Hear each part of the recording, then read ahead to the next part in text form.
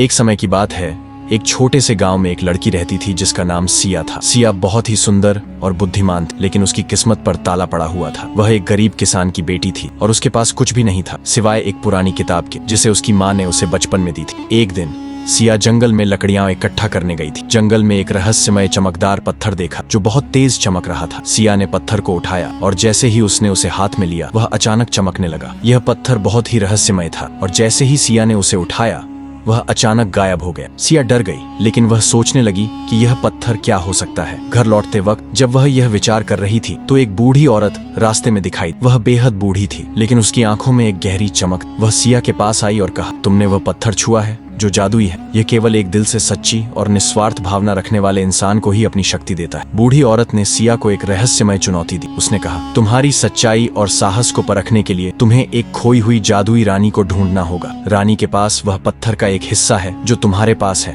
उसे ढूंढकर उसकी शक्तियां लौटानी होंगी। सिया ने साहसिक निर्णय लिया और उस चुनौती को स्वीकार कर लिया। अब सिया ने अपनी यात्रा शुरू की। उसके पास केवल वह किताब और वह पत्थर था जिसमें जादुई शक्तियां समाई। जंगल की गहरी और घनी राहों में चलते हुए सिया ने कई रहस्यमय प्राणियों से मुलाकात की। उसे एक विशाल भालू से सामना हुआ जो अपनी गुफा के पास खड़ा था। भालू ने सिया से कहा, तुम मुझे एक सवाल का जवाब दो, तभी मैं तुम्हें आगे जाने दूंगा। सिया ने बिना डर के जवाब दिया और भालू ने उसे रास्ता दे दिया। फिर एक जादुई मोर ने उसे अपनी ऊंचाई से न देख उसे रास्ता दिखाया। अंततः सिया एक प्राचीन महल के पास पहुंची जहाँ उसने सुना था कि जादुई रानी बंदी है। महल बहुत ही पुराना था और उसका दरवाजा एक विशाल ड्रैगन ने ढक रखा था। ड्रैगन ने सिया को देखा और कहा, अगर तुम इस महल में प्रवेश करना चाहती हो तो तुम्हें मेरी 3 पहेलियां हल करनी होंगी। सिया ने बिना झिझक के पहेलियां हल की और ड्रैगन ने खुशी खुशी उसे महल के अंदर जाने की अनुमति दी। महल के अंदर वह एक बड़े कक्ष में पहुंची जहां जादुई रानी कड़ी बेड़ी में बंद थी। रानी ने सिया को देखा और धीरे से बोली, तुम आई हो? क्या तुम्हारे पास वह पत्थर है